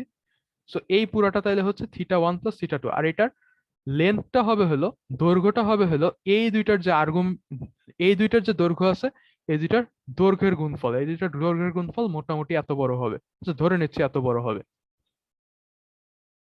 ওকে, এই সো তাহলে দুইটা কমপ্লেক্স নাম্বারের গুণফলেরও জিওমেট্রিক্যাল একটা আছে, মিনিং আছে। এদের আর্গুমেন্টটা হচ্ছে যোগ হয়ে যায় আর হচ্ছে এদের মডুলাস গুলা গুণ হয়ে যায়। ঠিক আছে, আচ্ছা, এই জিনিসটা আমাদের এক্সপোনেনশিয়াল ফর্ম বা E to the power I theta ফর্মে খুবই সিম্পলি চলে আসে। কিভাবে? আমি এখন Z1 কে ওদের E to the power I theta ফর্মে লিখবো। ঠিক আছে, R1 cos থিটা 1 প্লাস, এটাকে তাহলে কি লেখা যায়? R1 E to the power I theta 1। Z2 কে তাহলে কি লেখা যায়? R2 ই টু দি পাওয়ার। এবার তাহলে দেখো Z1 Z2 কি হবে? R1 E to the power I theta 1, R2 E to the power I theta 2। দুইটাকে গুণ করলে R1 R2 E to the power I into theta 1 plus theta 2। এইখান থেকে দেখো, আচ্ছা Z1 Z2 যেহেতু আর একটা কমপ্লেক্স নাম্বারই, দুইটা গুণ করে আরেকটা কমপ্লেক্স নাম্বারই পাবো, এই কমপ্লেক্স নাম্বারটাকেও আমরা R E to the power I theta ফরম্যাটে লিখতে পারি। তাইলে এই দুইটাকে কম্পেয়ার করে কি পাচ্ছি? আর ইজ ইকুয়াল টু, দেখো দুইটা দুই ভাবেই একই উত্তরই আমরা পাইছি। ঠিক আছে, সো এই হলো আমার দুইটা কমপ্লেক্স নাম্বারকে গুণ করলে কি আসতেছে, ঠিক আছে। এখন তাহলে দেখাই ভাগ করলে কি আসবে। তোমাদের কি মনে হয় কোনো আছে গুণ করলে তোমার মডুলাস দুইটা গুণ হয়ে যাচ্ছে আর আর্গুমেন্ট দুইটা যোগ হয়ে যাচ্ছে, তাহলে ভাগ করলে কি হইতে পারে গেস করতে পারো? মডুলাস দুইটা কি হইতে পারে? ভাগ হয়ে যাবে আর বিয়োগ হয়ে যাবে। আর বিয়োগ হয়ে যাবে। ওকে, ভেরি গুড। আসলে এইটাই অ্যাকচুয়ালি হবে। আমি আর পুরোটা ইনা করে দেখাই, ফিগারটা দেখাচ্ছি। আর হচ্ছে কোসাইন আর সাইন দিয়ে করলে হচ্ছে তোমার cos theta one minus theta টুর আইডেন্টিটি আসবে আর sine theta one minus theta two আসবে। আমি ওর চাইতে এক্সপোনেনশিয়াল ফর্মেই দেখাই। R one E to the power I theta one হচ্ছে একটা জটিল সংখ্যা, আর R two E to the power I theta two হচ্ছে আর একটা জটিল সংখ্যা। এই দুইটাকে যদি ভাগ করি আমরা, তাহলে আর একটা জটিল সংখ্যা পাবো যেটাকে আমরা R E to the power I theta ফর্মেটে লিখতে পারি। এখন দেখে এখানে কি আসতেছে, R one E to the power I theta one divided by R two E to the power I theta two. দেখো, R one by R two into E to the power I theta one minus I theta two.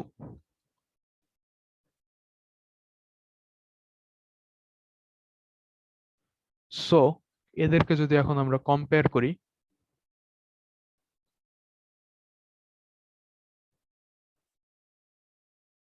এই তাহলে এটা ফিগারে দেখতে মোটামুটি কিরকম আসবে। ধরো Z one হচ্ছে এরকম, কিরকম আঁকাই, জেড ওয়ান ধরো এরকম, আর Z one minus Z two তো এদের মাঝখানে হবে, যে কিছু করার নেই। জেড ওয়ান হচ্ছে এরকম আর জেড টু হচ্ছে ধরো এরকম।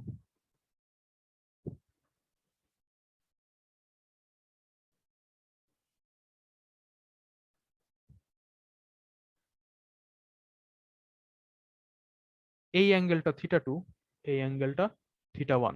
এদেরকে ভাগ করলে তাইলে আমরা একটা নতুন ভেক্টর পাবো, যে ভেক্টরটা হচ্ছে theta one minus theta two অ্যাঙ্গেলে থাকবে, এবং এইটার লেন্থ হবে হচ্ছে এই দুইটার লেন্থের ভাগফল। সো ছোট বড় যাই কিছু তাই হইতে পারে।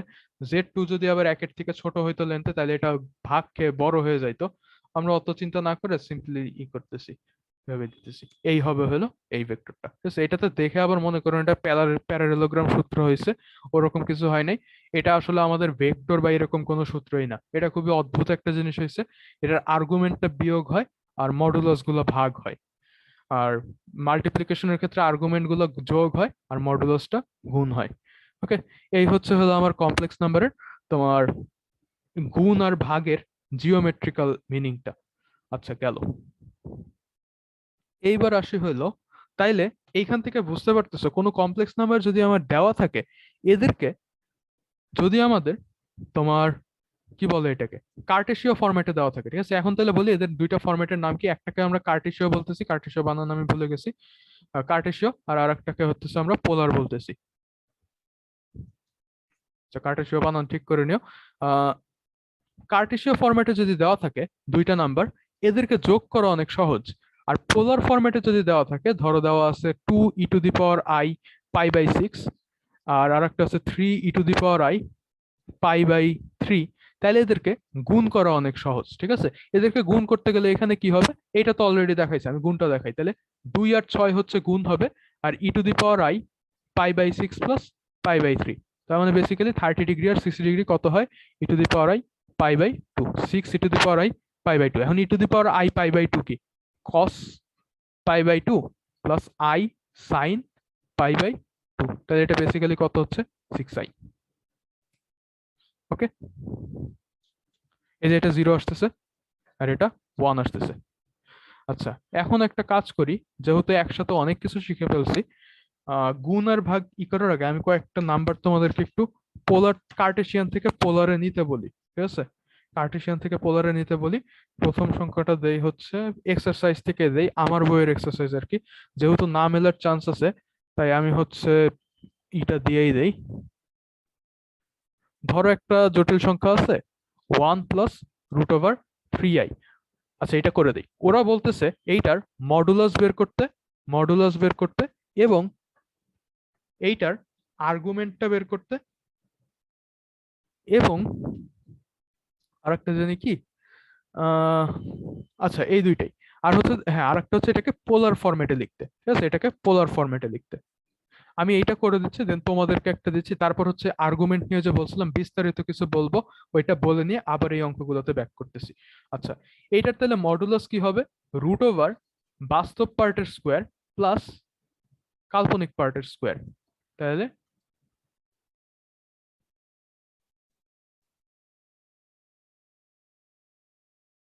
আর্গুমেন্ট কি হবে? কাল্পনিক ভাগ বাস্তব।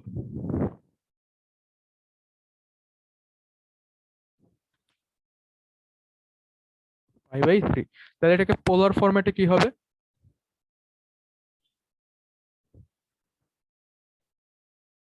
আমার 2 cos pi by 3 plus i sin pi by 3। তোমাদের যদি খুব ইচ্ছা হয় তুমি এখানে 60 ডিগ্রি বসায় দেখবে, দেখবে এটাতে হাফ আসছে, সেটা √3/2, 2 কাটা গিয়ে 1 প্লাস √3/2 আবার আসবে। ঠিক আছে, সো সেটা পাই লিখছি। আর এটাকে যদি অয়লার ফর্মে নিতে চাও, i⁻π/3। এই। আচ্ছা, এখন আমি একটা দিতেছি, এটা একটু করো।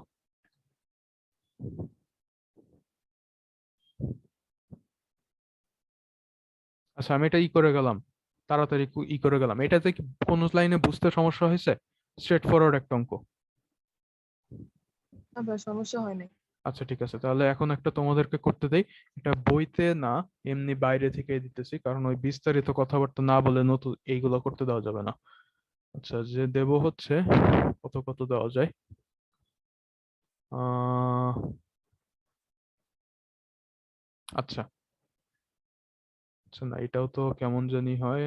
আচ্ছা, এইটা দিই, √3 প্লাস i। বেসিক্যালি একই জিনিসই আসবে, জাস্ট আমার অ্যাঙ্গেলটা চেঞ্জ হবে। এইটার একটু তোমার মডুলাসটা বের করো, আর্গুমেন্টটা বের করো, আর ফাইনালি হচ্ছে তোমার ইটা বের করো, পোলার ফরম্যাটে দেখতে কেমন হবে।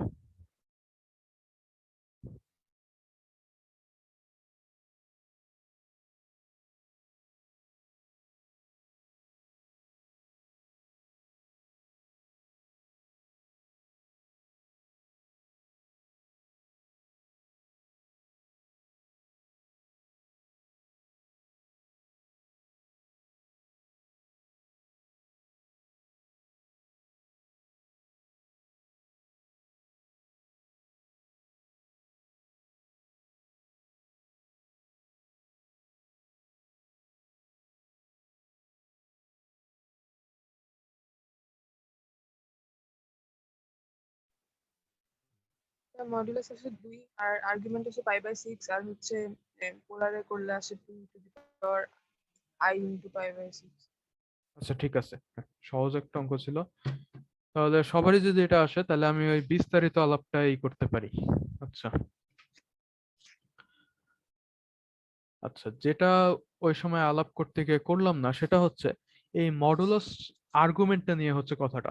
মডুলাস বের করায় আমাদের কোনো সমস্যা নাই, বাট আর্গুমেন্টটা এক এক জায়গায় এক এক রকম হইতে পারে। দেখো, প্রথম চতুর্ভাগে যদি থাকে, তাইলে আমাদের ধরো এক্স আর ওয়াই হচ্ছে আমার বাস্তব সংখ্যা, আর এক্স ওয়াই দুইজনই হচ্ছে আমার >0, ঠিক আছে, =0। তাহলে প্রথম চতুর্ভাগে যদি থাকে কোনো কমপ্লেক্স নাম্বার, জটিল সংখ্যা, এইটা এক্স প্লাস আই ওয়াই ফরম্যাটের হবে। কিন্তু এটা যদি দ্বিতীয় চতুর্ভাগে থাকে, তাহলে এটার ফরম্যাট হবে হলো x -x plus I y. তাহলে এই পার্টটা নেগেটিভ হয়ে যাচ্ছে। এটা যদি তৃতীয় চতুর্ভাগে থাকে, তাহলে -x - আই ওয়াই হয়ে যাবে। আর যদি এটা চতুর্থ চতুর্ভাগে থাকে, তাহলে কি হবে? তাহলে এটা এক্স - আই ওয়াই হয়ে যাবে। ঠিক আছে, তাহলে এখন কথা হচ্ছে যে আমি যদি ধরো এইখানে থাকি, তাইলে আমার এই থিটাটা কত হবে? এই আর্গুমেন্ট থিটাটা হবে হলো এইটুক ওয়াই, এইটুক এক্স। তাইলে ওকে, এখন দ্বিতীয় চতুর্ভাগে যাই। দ্বিতীয় চতুর্ভাগে আর্গুমেন্ট বের করতে গেলে কিন্তু আমার এই এক্স অক্ষের ধনাত্মক দিকের সাথেই বের করতে হবে। তাহলে দেখো, এই আর্গুমেন্ট যেটা থিটা, এই থিটাটা কিন্তু অ্যাকচুয়ালি আসবে না। আমরা যেটা পাবো, এটাকে আমি থিটা প্রাইম বললাম, এইটা ওয়াই আর এটার ভ্যালু এক্স। তাহলে আমরা যদি এখানে ট্যান ইনভার্স করি, tan inverse y by x আমাকে অ্যাকচুয়ালি থিটা প্রাইম দিবে, ঠিক আছে। সো থিটা পেতে গেলে আমার কি করতে হবে দেখো, থিটা প্লাস, তাহলে এখানে একটু ফ্রেশ করে লিখি। প্রথম চতুর্ভাগের জন্য আমার আর্গুমেন্ট থিটা হচ্ছে tan inverse y by x. দ্বিতীয় চতুর্ভাগের জন্য আমার থিটা আর থিটা প্রাইম মিলে পাই তৈরি করতেছে। সো থিটা হবে হলো pi minus theta prime, which means theta হবে হলো pi minus tan inverse of y by x. আমরা কনফিউশন দূর করার জন্য এখানে একটা অ্যাবসলিউট ভ্যালু দিয়ে নিই। তৃতীয় চতুর্ভাগে কি হবে, তৃতীয় চতুর্ভাগে যদি থাকে তাইলে আমরা আর এই দিক দিয়ে ঘুরবো না, এই দিক দিয়ে ঘুরবো, ঠিক আছে। এই দিক দিয়ে ঘোরার মানে কি, আমি এখন ঘড়ির কাঁটার দিকে ঘুরতেছি, সো অ্যাঙ্গেলটা আমার হয়ে গেছে ঋণাত্মক। তাই এইবারও যদি আমরা, এইবারও দেখো এইটা হচ্ছে আমার ওয়াই, এইটা হচ্ছে হলো আমার এক্স, এইবারও যদি আমরা tan inverse y by x করি আমি এই থিটা প্রাইমটা পাবো, ঠিক আছে। তাইলে আমার যদি তৃতীয় চতুর্ভাগে পেতে হয় তাহলে কি করতে হবে, এই থিটা প্রাইমটা কি, এই থিটা প্রাইমটা পজিটিভ হলে কিন্তু আসলে ঘড়ির কাঁটার দিকেই, ঠিক আছে। সো এই পুরাটা এখানে কি মাইনাস পাই, এই মাইনাস পাই এর সাথে এই থিটা প্রাইমটা অ্যাড করতে হবে, তাইলে আমরা থিটাটা পাবো। থিটা তাইলে হচ্ছে minus pi plus theta prime অর্থাৎ tan inverse of y by x. Finally চতুর্থ চতুর্ভাগে কি হবে, চতুর্থ চতুর্ভাগে y বাই এক্স করলে আমরা এই কোণটাই পাচ্ছি, কিন্তু এই কোণটা পজিটিভ নেওয়া যাবে না, এই কোণটা যেহেতু ঘড়ির কাঁটার বিপরীতে সো এটা নেগেটিভ নিতে হবে। সো এখানে হবে হলো minus tan inverse of y by x. Confusion দূর করার জন্য আমি প্রত্যেকটাই অ্যাবসলিউট ভ্যালু মেরে দিয়েছি। সো এক এক চতুর্ভাগে আমার আর্গুমেন্টটা এক এক রকম হবে, এটুকু কি বুঝাতে পারছি? থার্ড আর ফোর্থ যদি মানে পজিটিভটা নেওয়া যেত তাহলে কি সমস্যা হতো? মানে তুমি এই দিক দিয়েই ঘুরে আসতে চাচ্ছ? হ্যাঁ, সমস্যা হয়তো, যেটা আমরা এখন যেটা বের করা শিখতেছি এইটার নাম হচ্ছে আমাদের প্রিন্সিপাল আর্গুমেন্ট, ঠিক আছে। প্রিন্সিপাল আর্গুমেন্ট বা মূল আর্গুমেন্ট, ঠিক আছে। প্রিন্সিপাল বা ইংলিশে লিখি প্রধান আর্গুমেন্ট, ঠিক আছে, প্রধানই মনে হয় বলে বাংলায়। সো প্রধান আর্গুমেন্টের ভ্যালু অলওয়েজ আমরা মাইনাস পাই থেকে পাই এর মধ্যে রাখবো, ঠিক আছে, মাইনাস পাই থেকে পাই। এখন বাই চান্স যদি কোনোটা 180 ডিগ্রি হয়ে যায় তাহলে কনফিউশনে পড়বো যে এটাকে 180 ডিগ্রি লিখবো নাকি মাইনাস 180 ডিগ্রি, কারণ দুইটাই তো আসলে সমান। ওইটাকে তোমরা 180 লিখবা, এই কারণে ইকুয়াল সাইনটা আমি এই সাইডে দিছি, ঠিক আছে, বুঝতে পারছি। দেখো এই জি ভাইয়া। সবগুলা কিন্তু এই রেঞ্জেই পড়ছে। আচ্ছা, তাহলে ওইটার বাইরে গেলে কিসে পড়ে, ওইটার বাইরে গেলে যেগুলা ওইগুলো হচ্ছে আমাদের অপ্রধান মানে অপ্রধান কি বলবো আর্গুমেন্ট। খেয়াল করে দেখো এই প্রত্যেকটা আর্গুমেন্টের সাথে যদি আমি যে কোনো 2 পাই গুণিতক যদি আমরা যোগ করি, ঠিক আছে, 2 পাই মানে কি পুরাটা একবার ঘুরে আসা, 2 পাই যদি যোগ করি তাহলে আমি বেসিক্যালি যেখানে ছিলাম ওখানেই থাকবো। সো এই প্রত্যেকটা আর্গুমেন্টের সাথে যদি আমি 2 পাই যত খুশি ততবার যোগ করি তাহলে আসলে আর্গুমেন্টের কিছু যায় আসে না, ঠিক আছে। সো তুমি যে প্রিন্সিপাল আর্গুমেন্ট পাইছো যেটাকে আমি থিটা পি বলতেছি, এই থিটা পাই এর সাথে যদি তুমি 2n পাই যোগ করো বা বিয়োগ করো, যোগই করো ধরো, তাইলে এই আর্গুমেন্ট যা ছিল তাই আসে। কিন্তু আমরা এই 2n পাই যোগ করা ছাড়াটা চাইতেছি, এই থিটা পিটা হলে এতক্ষণ ধরে আমরা বের করা শিখতেছি। তুমি যেটা এইমাত্র বললা ওইটা হচ্ছে এটার সাথে যদি তুমি 360 ডিগ্রি যোগ করে দাও তাহলে তুমি যেটা বললো ওইটাই পাবা, ঠিক আছে। ওইটা তো তাহলে এইটার মধ্যে পড়ে যাচ্ছে, আর আমরা আসলে এটা ডেফিনিশন ধরে নিছি। এখন কেউ চাইলে এটাকে এইভাবেও ডিফাইন করতে পারতো, বাট আমরা আসলে এইভাবে ডিফাইন করি নাই, ঠিক আছে, আমরা এইভাবে ডিফাইন না করে এইভাবে করছি, বুঝতে পারছি। জি ভাইয়া। আচ্ছা, আজকে যদি একটু বেশি টাইম চলে তাহলে কি তোমাদের প্রবলেম হবে? হ্যাঁ ভাইয়া, প্রবলেম হবে না। আচ্ছা, যদি কারোরই প্রবলেম না থাকে তাহলে এটা এন্ড করে আমি আরেকটা মিটিং দিচ্ছি। আচ্ছা।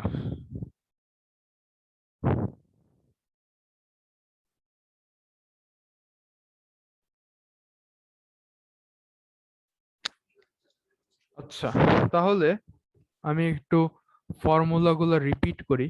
প্রথম চতুর্ভাগে যদি থাকে তাহলে আমার প্রিন্সিপাল আর্গুমেন্ট বের করার ফর্মুলা হবে হলো সিম্পলি ট্যান ইনভার্স অফ কাল্পনিক ভাগ আমার বাস্তব। দ্বিতীয় চতুর্ভাগে যদি থাকে তাইলে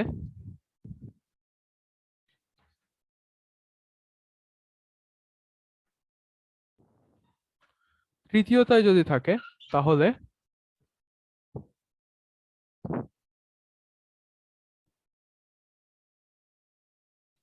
চতুর্থটায় যদি থাকে তাহলে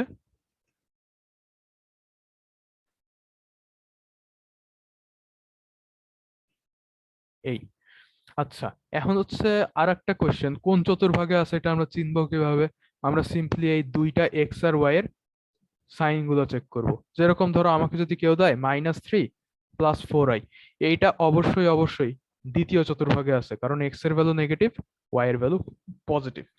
আচ্ছা, এইটুক যখন শিখাইতে পারছি, এইবার আমার বেসিক্যালি আর 1 নম্বরের অঙ্কগুলো দিতে আর কোনো বাধা নাই। এখন তাহলে তোমাদেরকে একটা অঙ্ক করে দেখাই, দেন হচ্ছে আমি তোমাদেরকে একটা করতে দেই। আমি হচ্ছে এখন আমার বইয়ের ওয়ানের বি নাম্বারটা করতেছি। ওয়ানের বি নাম্বার ওরা দিয়েছে 3 - 5i। এটাকে ওরা পোলারে আর্গুমেন্ট বের করতে বলছে, তারপর হচ্ছে মডুলাস যা যা আছে সব বের করতে বলছে। আচ্ছা, এটাকে যদি জেড ধরি, তাহলে জেড এর মডুলাস হবে হলো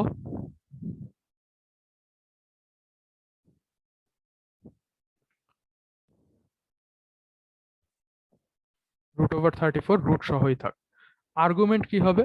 আচ্ছা, আর্গুমেন্টটাকে আর্ক জেডও লেখা হয়, ঠিক আছে, এটা বলতে ভুলে গেছি, আর্ক জেডও বলা হয়। আর আরেকটা জিনিস, এক্স প্লাস আই ওয়াই এর যদি আমি জেড লিখি, এই এক্সটাকে আমরা রিয়েল পার্ট অফ জেড অর্থাৎ আর ই ব্র্যাকেটে জেড, আর ওয়াইটাকে আমরা ইমাজিনারি পার্ট অফ জেড বা আই এম জেডও লিখি, ঠিক আছে। আচ্ছা, সো এটা তাহলে কত হবে? এটা হচ্ছে আমার কোন চতুর্ভাগে আছে? এটা আছে হচ্ছে আমার চতুর্থ চতুর্ভাগে। So -tan−1 of absolute value of -5/3, অর্থাৎ -tan−1 অফ 5/3, এইটা হবে হলো আমার আর্গুমেন্ট। আর এটাকে যদি আমরা ই ফরম্যাটে লিখি, এটাকে কি বলে ভুলে গেলাম, পোলার ফরম্যাট, হ্যাঁ, পোলার ফরম্যাটে লিখি, তাহলে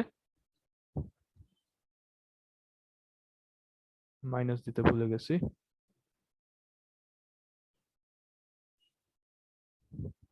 এই আচ্ছা, হ্যাঁ, এটা দেখতে অনেক বিশ্রী হয়েছে, বাট কথা হচ্ছে যে আমরা চিনি খালি 0 ডিগ্রি, 30 ডিগ্রি, 45 ডিগ্রি, 60 ডিগ্রি আর 90 ডিগ্রি, এই কয়েকটার জন্য সুন্দর ভ্যালু জানি, ঠিক আছে।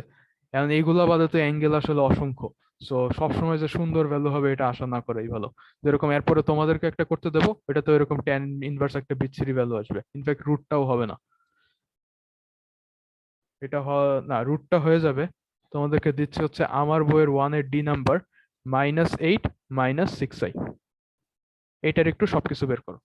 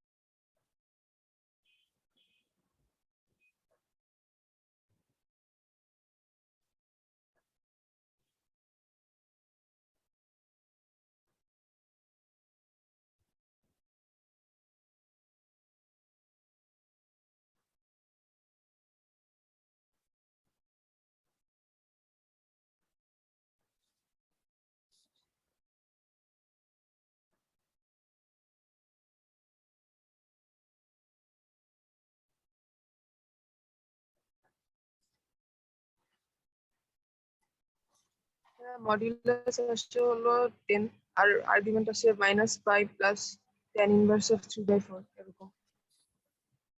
আচ্ছা, সো হ্যাঁ, এটার মডুলাস আসবে হচ্ছে যেটা বলছো এটাই, √8² প্লাস -6 হোলস।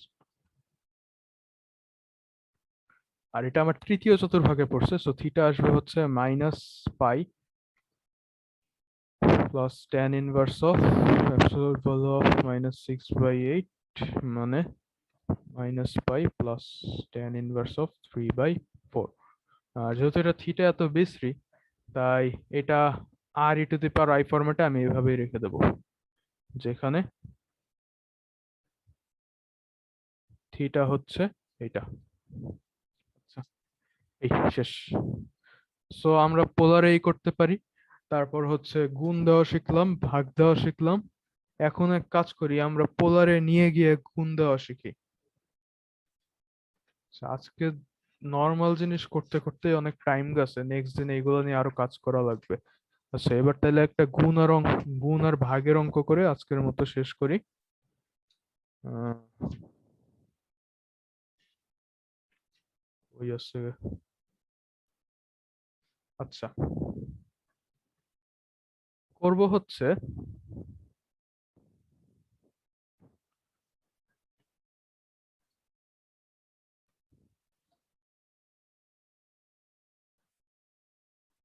এইটাকে আমরা পোলারে নিয়ে গিয়ে গুণ করব। ঠিক আছে, পোলারে নিয়ে গিয়ে গুণ করব। প্রথমটাকে দেখো, এটার মডুলাস কত আসবে? √1² plus √3², so 4, √4, 2, e⁻, √3/1, tan inverse √3/1, i pi by 60 degree, পাই/3। পরেরটা আমার আছে হচ্ছে দ্বিতীয় চতুর্ভাগে, সো এটা হবে হলো মডুলাস আমার সেমই আসবে 2e⁻, যেহেতু এটা দ্বিতীয় চতুর্ভাগে আছে, আমার π - π/6। তাহলে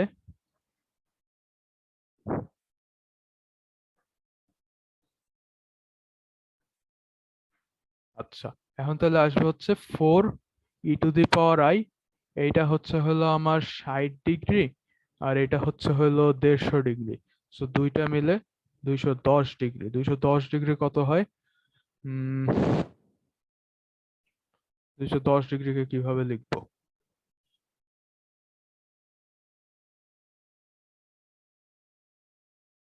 উম, এই দুইটা যোগ করলে যত আসে তত, ঠিক আছে, 210 ডিগ্রি রেডিয়ান যত হয়, ঠিক আছে, এটা 210 ডিগ্রি রেডিয়ানে যত হয়, 210 7/6, হ্যাঁ ঠিক আছে, 7/6 হবে।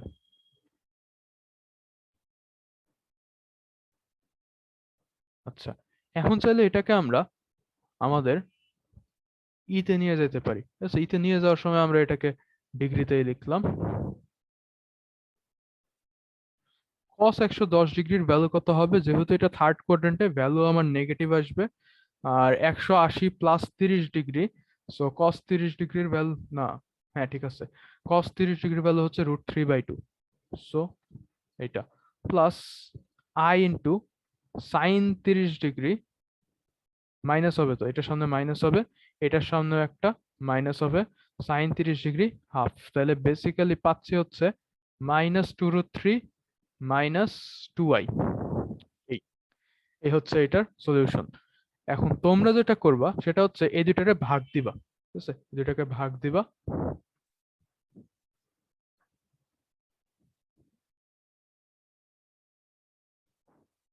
কিন্তু নর্মালি না, আমার মতো পোলারে নিয়ে গিয়ে। ঠিক আছে, এই উপরে নিচকে আমি তো অলরেডি বের করেই ফেলছি, সো এটা দিয়েই করো। ঠিক আছে, কিন্তু প্র্যাকটিসটা করো আর কি, এটাকে পোলারে নিয়ে গিয়ে তারপর হচ্ছে ভাগ দিয়ে নিয়ে, মানে তাহলে আর্গুমেন্ট গুলো মাইনাস হবে, দেন ওইটাকে আবার এই কার্টেশিয়ানে কনভার্ট ব্যাক করো।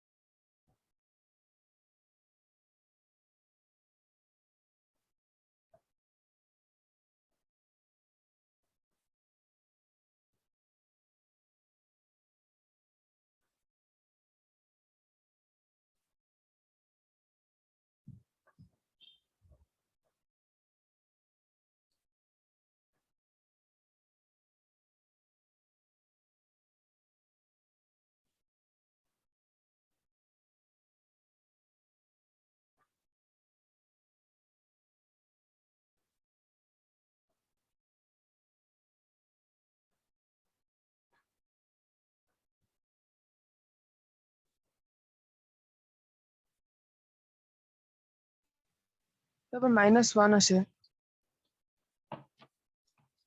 হ্যাঁ, -1ই আসার কথা।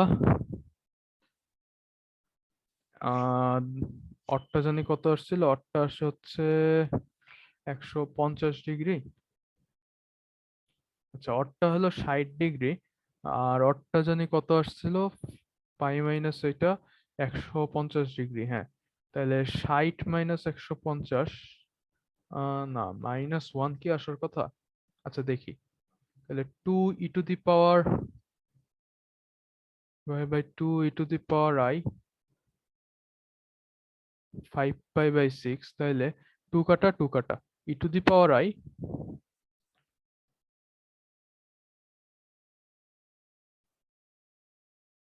উপরে নিচে 2 দিয়ে গুণ দেই,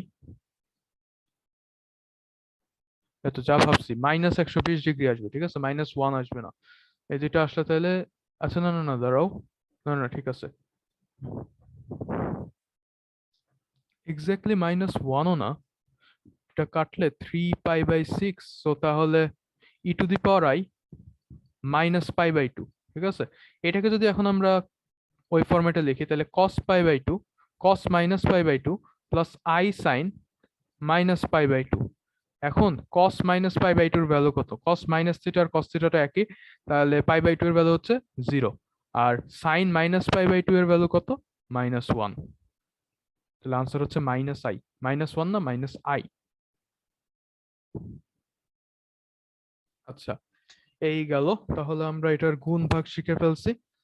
আহ এখন পর্যন্ত যা শিখছি, আমার বইয়ের কেতাবুদ্দিনের 1 আর 2 নাম্বার ম্যাথটা হচ্ছে তোমার এই পোলারে নেওয়া, এটাই নেওয়া, ওইটাই নেওয়া, আর আরেকটা হচ্ছে কয়েকটা নাম্বার বিয়োগ, ভাগ করছে, এইগুলোকে ভাগ করছে আর যোগ করছে, এগুলোকে তোমার a+ib মানে কার্টেসিয়ান ফরম্যাটে ঠিক করে লেখা, ঠিক আছে। এইগুলো তোমরা এখন পারবা, সো এই কয়েকটা একটু করে ফেলো, ঠিক আছে। নেক্সট দিন আমি হচ্ছে এগুলোর স্কোয়ার রুট বের করা আর যাবতীয় যেসব অঙ্ক আছে ওইগুলো করবো। আজকে জাস্ট বেসিকটা করালাম, এটা করতে একটু টাইম লাগছে। এটা মোটামুটি 2 থেকে 2.5 দিনের মধ্যে শেষ হয়ে যাবে, ঠিক আছে, আজকের দিন ইনক্লুড করে। আচ্ছা, আর যেহেতু তোমাদের টাইম কম আছে, তোমরা কি কালকে পড়বা? না কালকে শুক্রবার তো, মানে এমনি রুটিনের বাইরে আর কি।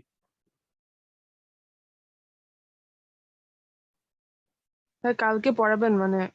মানে এক্সট্রা পড়াবো আর কি, ঠিক আছে, যেহেতু তোমরা বলতেছো যে তোমাদের টাইম কম। সমস্যা নেই। আচ্ছা, তাহলে পড়বা। জি ভাইয়া। আচ্ছা, আহ যেহেতু কালকে শুক্রবার, তাহলে তো মনে হয় সকালে পড়াতে সমস্যা নাই, আছে কি? সকালে আবার এক্সাম থাকে তো, একটু সন্ধ্যার দিকে দিলে ভালো হয়। সন্ধ্যার দিকে? আচ্ছা, সন্ধ্যার দিকে হলে তাহলে থাকবা, ঠিক আছে, তাহলে ওর সাথে আমরা একেবারে রবিবারেই দেখা করি। আচ্ছা ঠিক আছে, তাহলে থাক। আচ্ছা, তাহলে আজকে এই পর্যন্তই।